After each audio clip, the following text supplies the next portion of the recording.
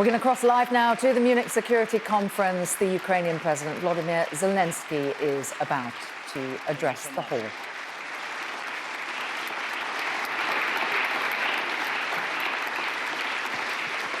Thank you very much.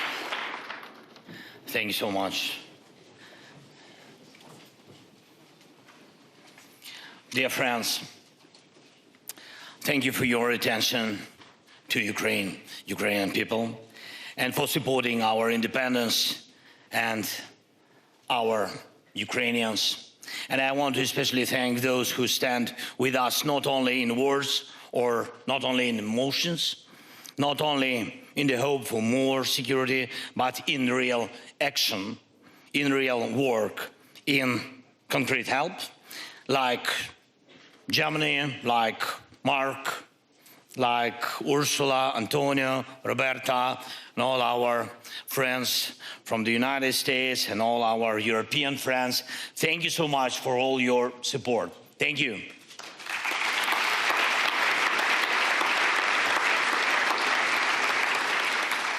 And if you are a European leader and you meet Mark Rutte, you will definitely hear the word pearl.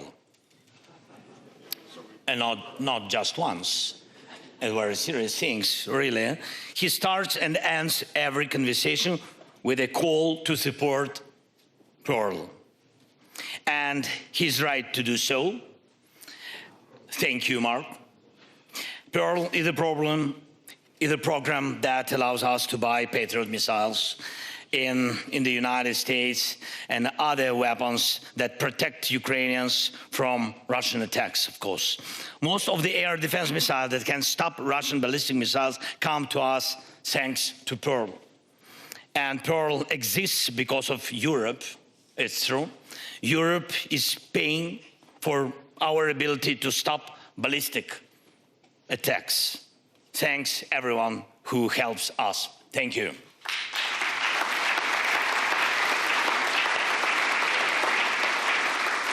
And honestly, one of the worst things a leader can hear in wartime is a report from the Air Force commander saying the air defense units are empty.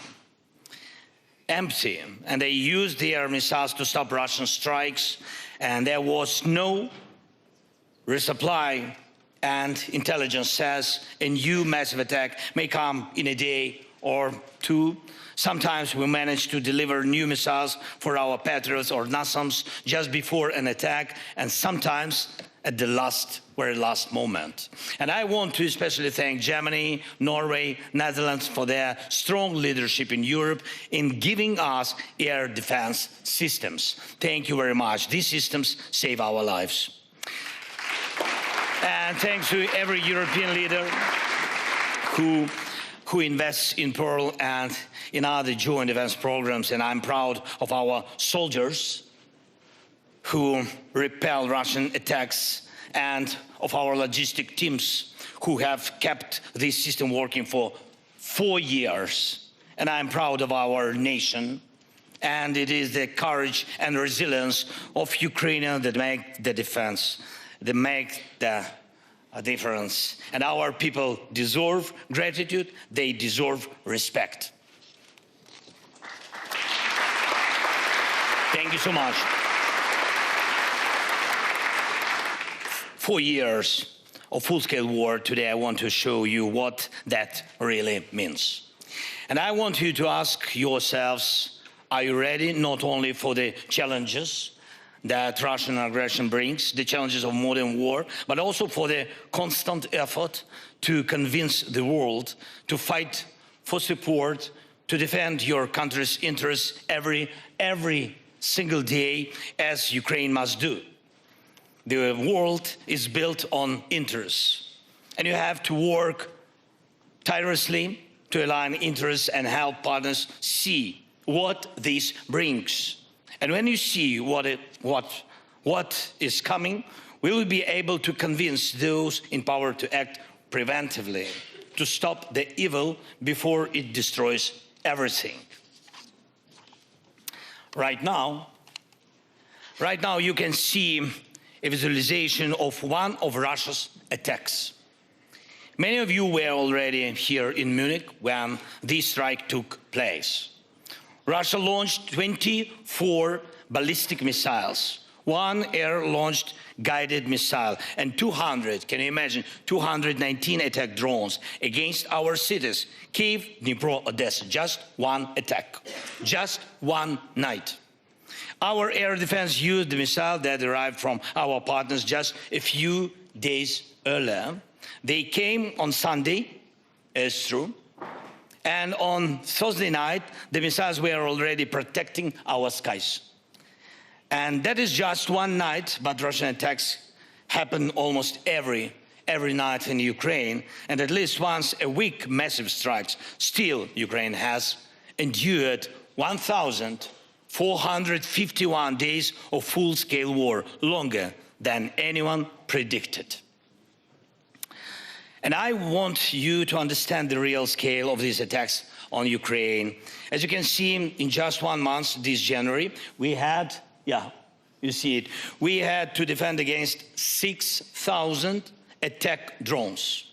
Most of them were Shahid drones, and 150 plus Russian missiles of different types, and more than 5,000 glide bombs. And it's like these every month. Imagine this over your own city, shattered streets, destroyed homes, schools built underground. And this is daily life in Ukraine because of course, because of Russia, for 4 long years. Russia uses many ballistic missiles and carries out combined attacks. Most of the strikes target our power plants and other critical infrastructure. And there is not a single power plant left in Ukraine that has not been damaged by Russian attacks. Not one. But we still generate electricity, thanks to our people.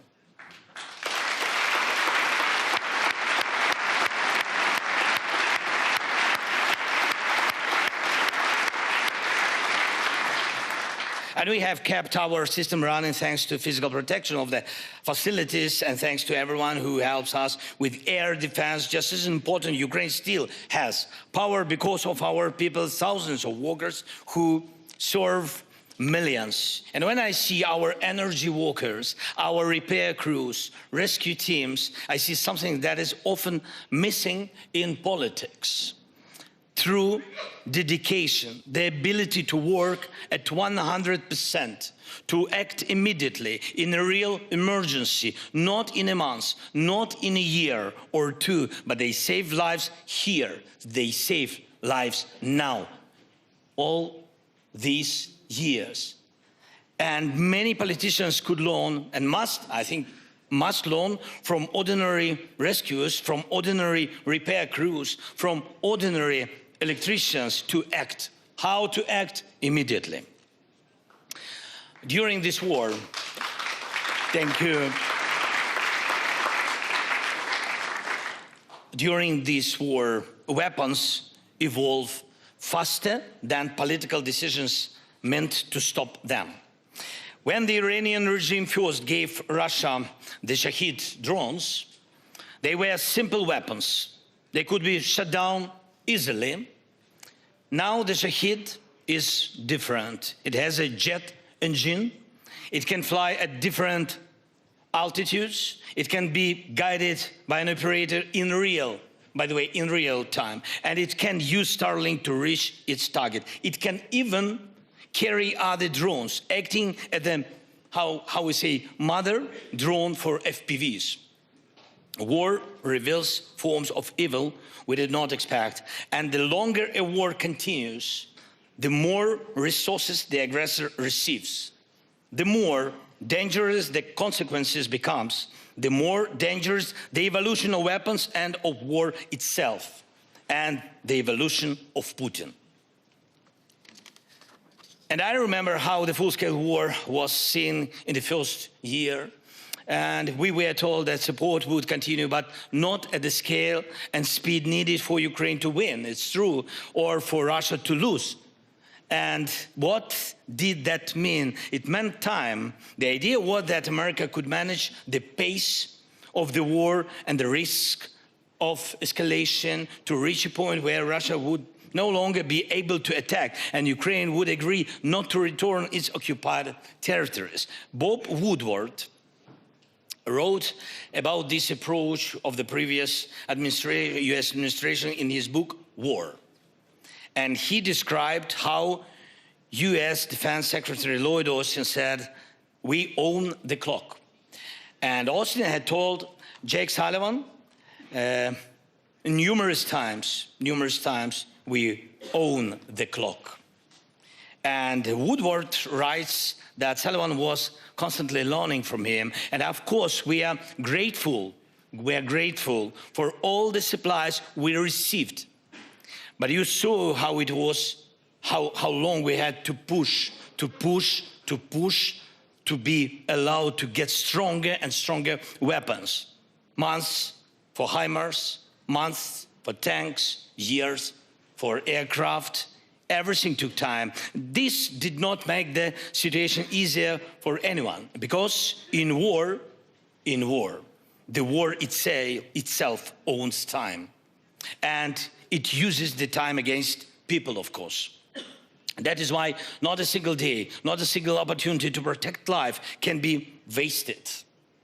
Everyone who seeks security and peace must understand this. Every day matters.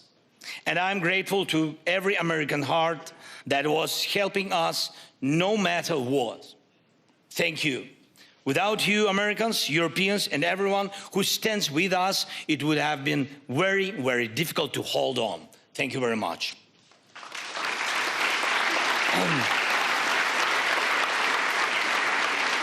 Right now, on the streets of Munich and other cities, people are calling for support for freedom in Iran. We saw it. And Ukraine does not share a border with Iran. And we have never had a conflict of interests with the Iranian regime. But the Iranian Shahed drones they sold to Russia are killing especially our people, Ukrainians, and destroying our infrastructure. The Iranian regime has already done and can still do more harm than many other regimes could do in the century. And yet this regime still exists. And it hopes to survive everything, even this crisis. Today, the people of Iran expect from the world what we in Ukraine needed on February 24th, when the Russian invasion began: unity, determination, and speed. Of course, speed. Speed in support. And regimes like the one in Iran must not be given time. When they have time, they only kill more. They must be stopped immediately.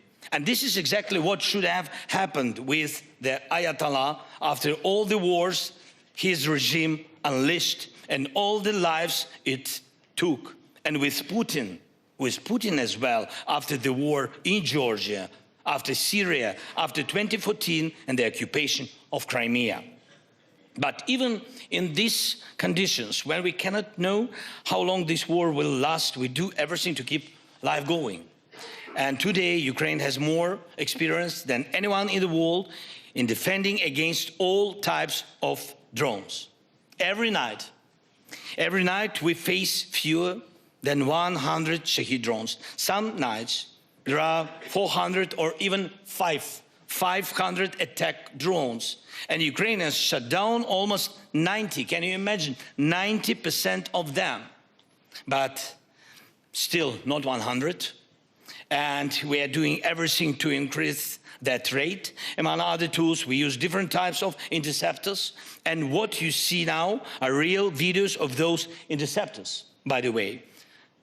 Together with our partners, we are producing more and more of them each day. And we will reach the point where we produce enough to make Shahed drones meaningless for Russia. But the key words here are together with partners.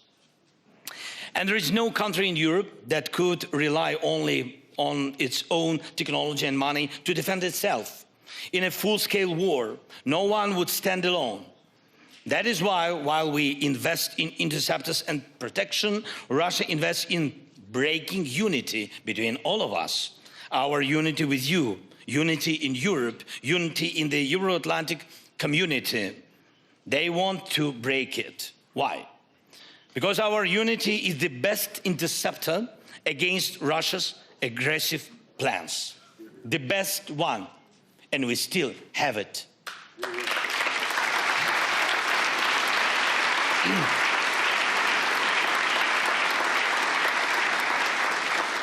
And I want to thank you, each of you who keeps unity alive and makes it stronger. Our unity is what protects us. Hundreds of production sites are already operating in Ukraine and in partner countries. And we have the Danish model. Thanks, Meta, your team, your people, investing in weapons production in Ukraine. We have joint drone production here in Germany. And it officially started yesterday, thanks to everybody and to Friedrich. And we have the joint artillery initiative with Czechia. I see Peter, hi. Thank you so much.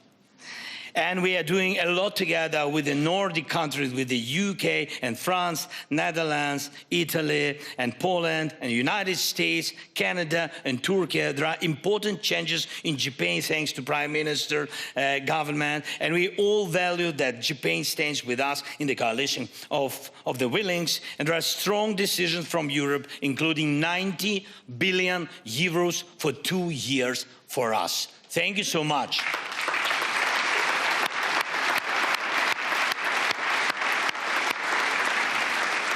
And this is a serious guarantee of Ukraine's financial stability. And thank you for every strong decision for all our joint work. But let's not close our eyes to the problem.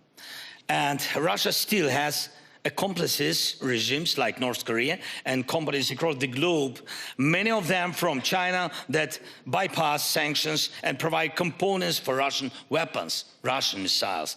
On top of that, Putin still has guarantees of financial stability. A large part of those guarantees lies here in Europe, in European seas. I mean, Russian oil tankers still move freely along Europe's shores, in the Baltic Sea, in the North Sea, and in the Mediterranean. In total, Russia still uses more than 1,000 tankers. Each of them is, in fact, a floating wallet for the Kremlin. And I recently discussed this with President Macron, with President von der Leyen, and with other leaders, and thanked them for their willingness to fix this. We spoke about updating European legislation so that Russian tankers can not only be detained, but blocked. This is important, to block all these tankers, and they are all confiscated the way the United States acts against shadow-less tankers near its own shores. And it works, really. Without all money, Putin would not have money for this war. Let's make it possible. And now I want to speak about the cost of war on the ground. What does 1 month of war mean for Putin? Just in December, our forces eliminated 35,000 occupying soldiers, killed and badly wounded. In January, there were fewer Russian assaults, and as a result, Russia's losses were about 30,000 killed and badly wounded. There is even a clear price Russia pays for every kilometer of occupied Ukrainian land. On the Donetsk front, it's one of the most intense areas, and everybody knows about it. The price Russia pays for 1 kilometer now is 156 soldiers. Putin is not concerned about this now, but there is a level at which he will start to care, I'm sure. Every month, Russia mobilizes about 40,000 people, a little bit more, 42, 43, sometimes. Not all of them reach the front line. So overall, the size of the Russian contingent in Ukraine is not growing this year. For our army, the mission is clear: to destroy more Russian occupiers, because they are occupiers. And the goal is specific, at least 50,000 per month. Even for Russia, that would be serious, I'm sure. And it would affect Putin's decisions, because we are speaking mainly about frontline troops, those leading the assaults and attacks. Mr. Ischinger said in an interview before this conference that as long as Ukraine is defending Europe, the danger is not so great. And if we speak plainly and maybe a bit cynically, that is more or less the situation today. But look at the price. Look at the price. Look at the pain Ukraine has gone through. Look at the suffering Ukraine has faced. It's Ukrainians who are holding the European front. Behind our people stand an independent Poland and the free Baltic states. There can be a sovereign Moldova and a Romania without dictatorship. And even one victor can think about how to grow his belly, not how to grow his army to stop Russian tanks from returning to the streets of Budapest.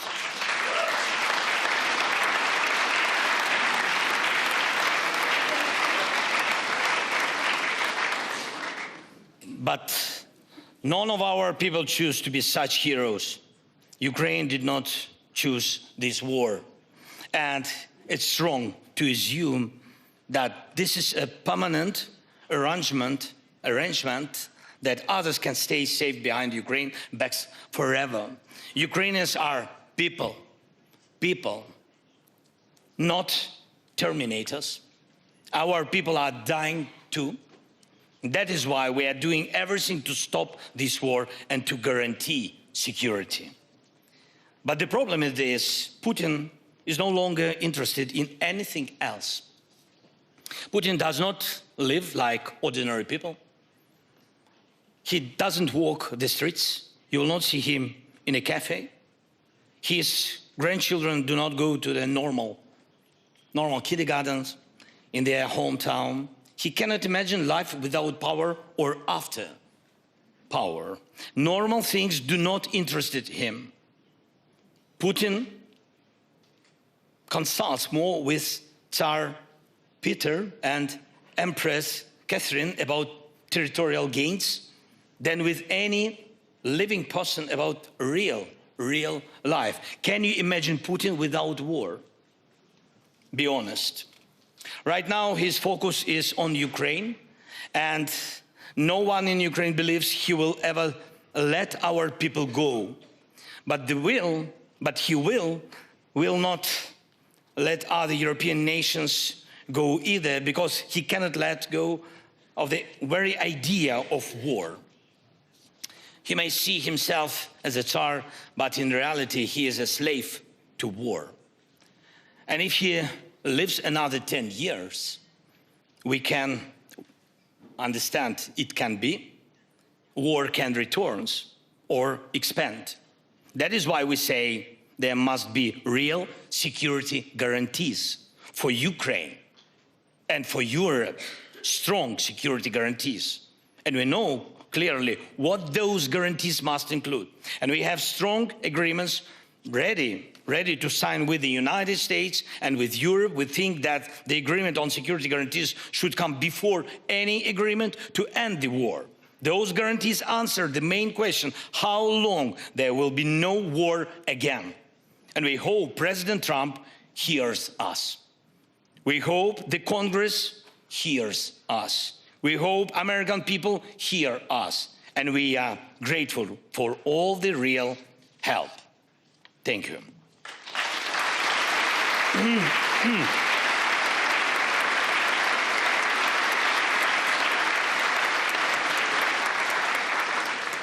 We are doing everything, truly everything, to end this war, and this war can end and security can be guaranteed. Before the invasion began, we told the world, act now, please act preventively so the invasion does not happen. And I sent our commander-in-chief, at that time it was General Zaluzhny, to speak with the American side and to explain what Ukraine needed to defend itself. And I said, tell them we need javelins, stingers, and real weapons, something real to stop the Russian army, so they see we are not standing with bare hands. It was very important, but the most practical advice General Milley could give Ukraine at that time was simply dig trenches. And that is the answer my commander-in-chief brought back. Just imagine hundreds of thousands of Russian troops on your borders, massive military equipment, and all you hear is dig trenches. So if Russian troops enter Lithuania, God bless, no, just like example, or another country on NATO's eastern flank, what will the allies hear then? Will they hear that help is on the way? Hope so. Or will they hear dig trenches? Or something else? We must have the ability to give a strong response to that threat. And that is why we are talking about a joint European defense policy. That is why we need American backstop. That is why Europe needs Ukraine. The Ukrainian army is the strongest army in Europe. Thanks to our heroes. And it's simply, I think it's simply not smart to keep this army outside NATO.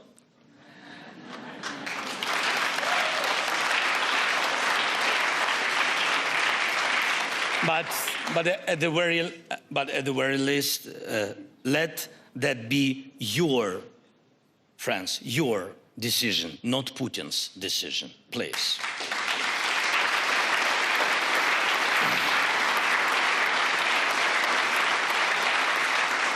And today, among the things that unite Europe most strongly, there is also fear. Not fear that Ukraine might one day join NATO, but fear about whether NATO will even exist. But we support NATO and hope that NATO will be each day stronger and stronger. God bless. And right now, much of our cooperation with Europe and with other NATO partners and cooperation inside the alliance, including the historic decision to move toward 5% of GDP on defense, is a response to that fear. I think it's a correction of past mistakes, and it is an investment in the future, security, and it is a guarantee that NATO will not only exist, but will act if, God forbid, it's ever needed. Dear ladies and gentlemen, more and more often now many former officials from different countries say they warned about this war and that they said the invasion would happen. They remember what they said, and in most cases they greatly improve their own story, but none of them can say what they actually did, what they did to prevent the invasion. All these stories are about one thing, just one thing, shifting responsibility away from themselves. And what did Russia see in 2021? Putin sat as an equal with the President of the United States in Geneva.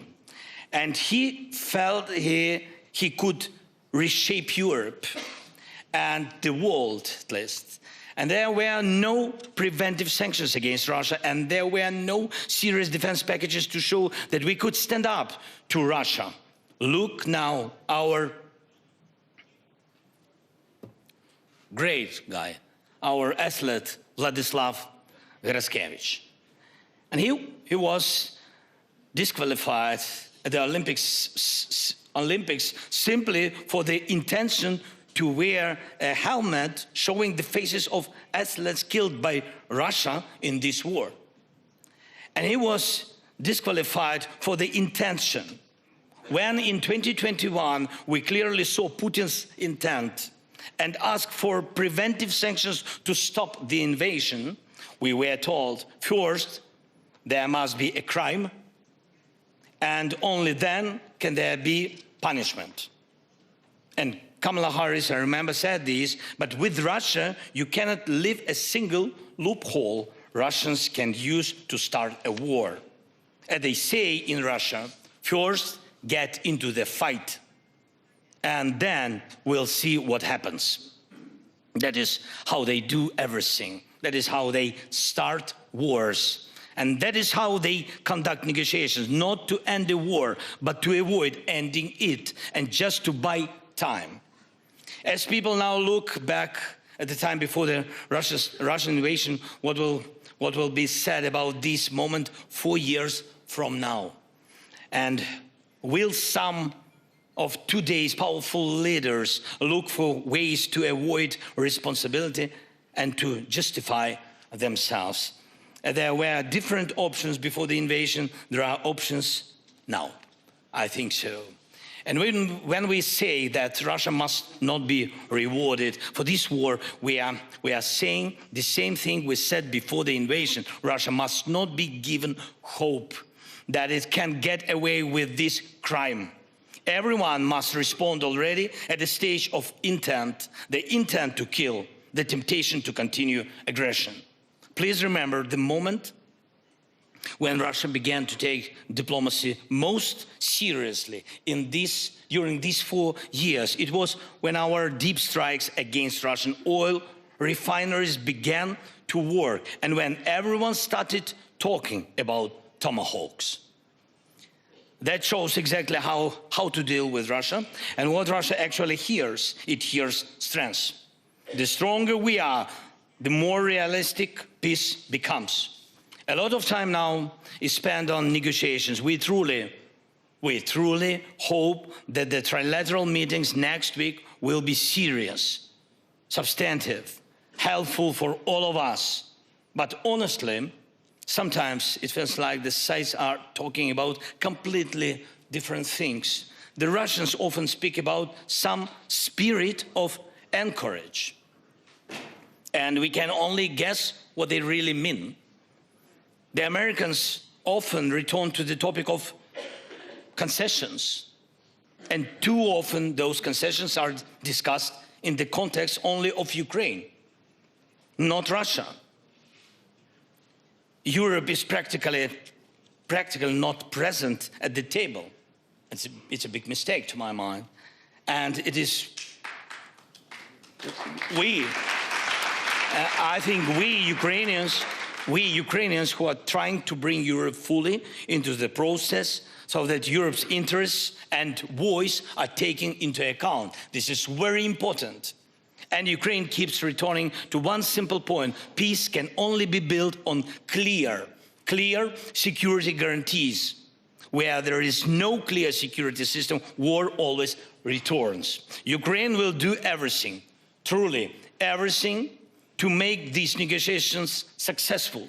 We have invested in this process, and we are in constant contact with Steve Witkoff, with Jared Kushner, and with everyone President Trump appoints. Today, we are meeting with Secretary of State Marco Rubio, and Ukraine wants the result of all these efforts to be real security and real peace. Not what came out of Geneva in 2021, not what the Russians hope for from this so-called spirit of anchorage. And it seems Putin hopes to repeat Munich, and not Munich 2007, when they only spoke about dividing Europe, but Munich 1938, when previous Putin began dividing Europe in reality. It would be an illusion to believe that this war can now be reliably ended by dividing Ukraine, just as it was an illusion to believe that sacrificing Czechoslovakia would save Europe from a great war. And when people ask today what the price of a deal could be, our answer is simple. The main thing is that in 4 years, the civilized world is not forced to justify itself again, to shift the responsibility, and not forced again to look for someone else to blame.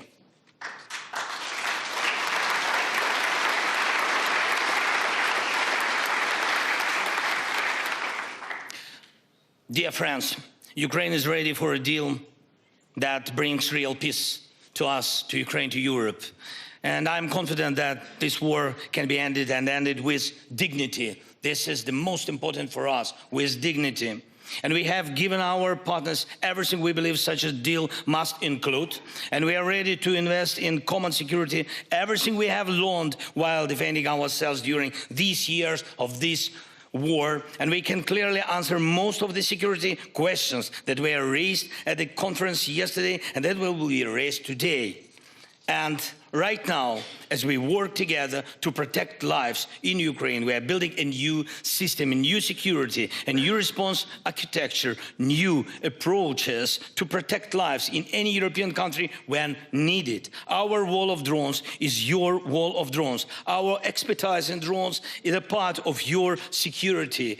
Our ability to stop assaults and Russian sabotage can also be part of your defense. Europe needs a real common defense policy, just as it already has so much in common in the economy, in law and in social policy. Please pay attention to Ukraine. And if exactly that had happened earlier, this war would not have begun. Thank you. Slava Ukraini!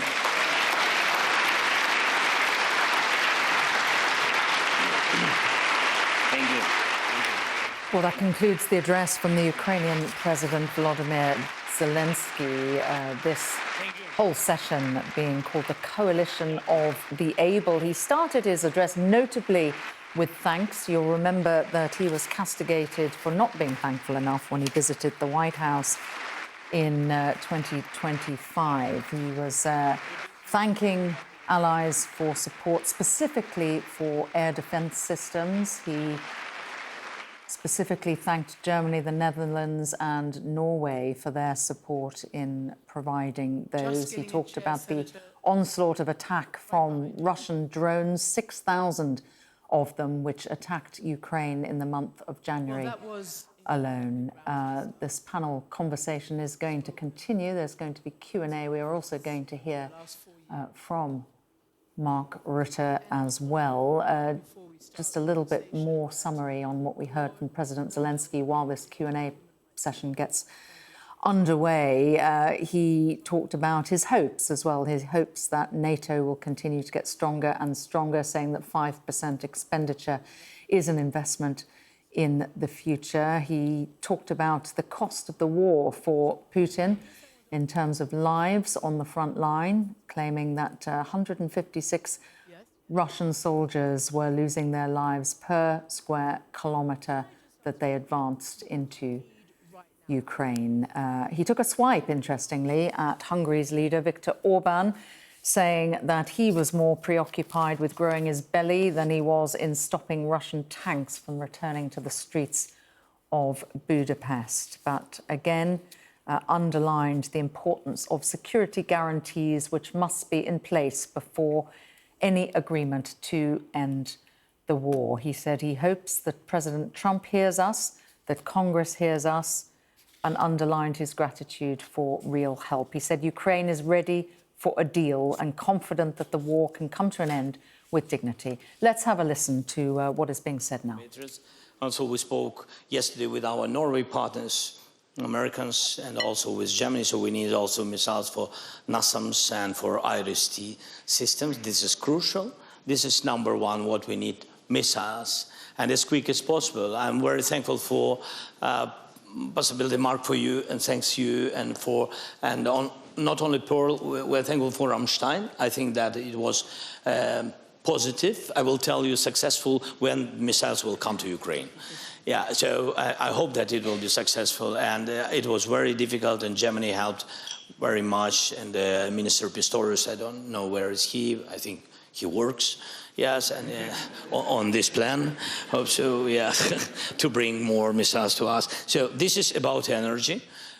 We spoke yesterday with our Berlin's group, how we call it, because we had successful meeting yesterday with all the partners, and I think the idea before 24th to strengthen Ukraine as much as possible with energy supplies will be a plan of energy support, plan of missiles. This is important.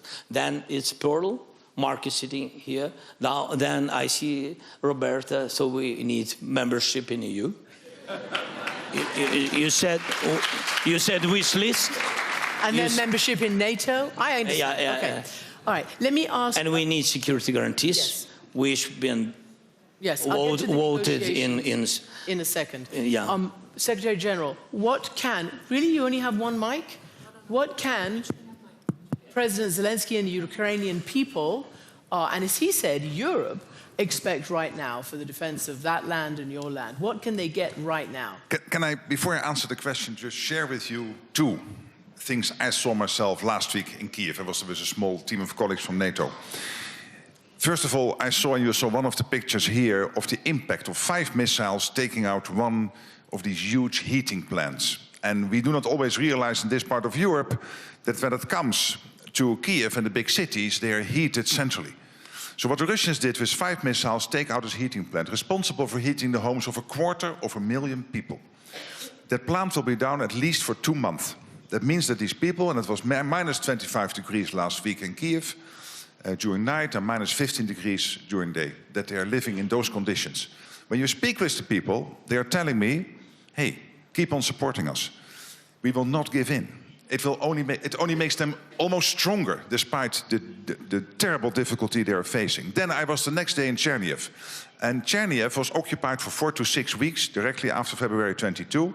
And I spoke with people who were kept in the basement of a school, the size of the first 3 rows of this room, 150 people. There were only chairs they could sit on. 10 people died in that room. They were not able to bury them. This is the Russians. This is the lack of decency, of humanity. For 6 weeks, these people were kept there. I looked in the eyes of these 2 people who showed me around there. They told me, we are resilient. We will never give in, but tell this story to other people, what the Russians did here. And others of us have been in Bucha and other places around Kiev. This was in Chernihiv, about 2 hours drive from Kiev. And then I met Patron. And Patron is a doc.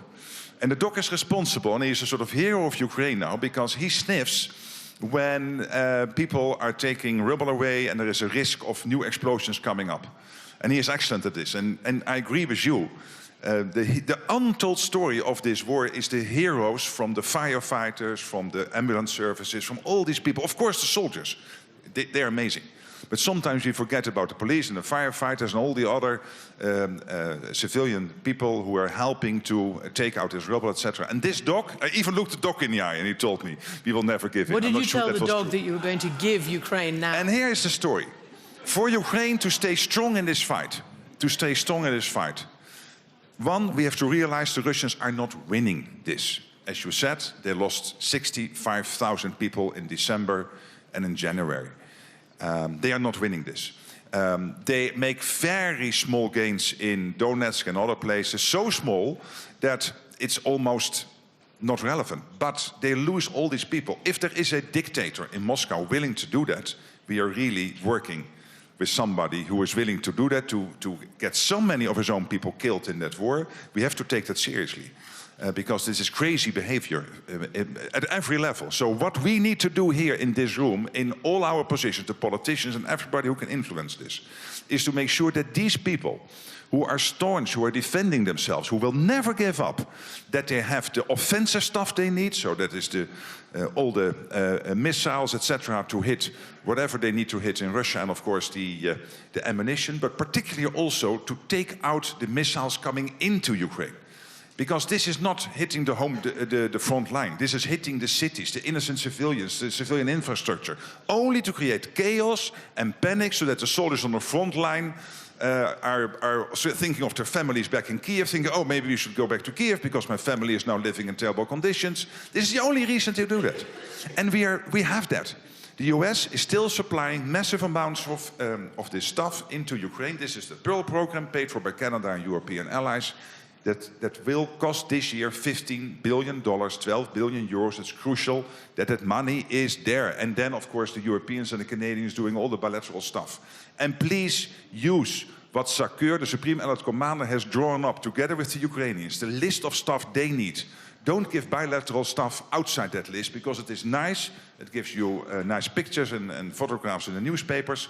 But we know exactly what they need. We have, thanks to Jens, this whole structure was set up under his Secretary Generalship, Wiesbaden, the command there, and it is working excellently. So please use that list, the comprehensive Ukraine requirement list, and then Pearl, which is all the stuff the US is supplying. We need to do this. Keep them strong in the fight. They will do it, but they need our support. And the second part of that, the other side of that... Well, we're going to leave that there. That was the Secretary-General of NATO, Mark Rutte. They're coming off the back of the words of President Zelenskyy addressing the Munich Security Conference there, in which he thanked his allies, specifically his European allies, those who provided air defence systems. He did have a message for his European allies, though. He said Putin still has guarantees of financial stability while its fleets are still moving around the seas. He talked about more than 1,000 Russian tankers which are bringing in money for the Russian regime to fund their war, wants to see more movement on that from its European partners by way of sanctions. Also a message for the Americans, saying he hopes that President Trump hears us.